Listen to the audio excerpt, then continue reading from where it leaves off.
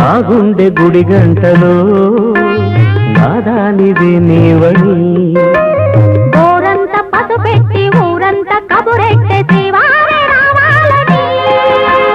కుంకుమతో కుశలమని పారాణే పదిలమని దీవించు దేవుళ్ళే మన ఇంటి వారని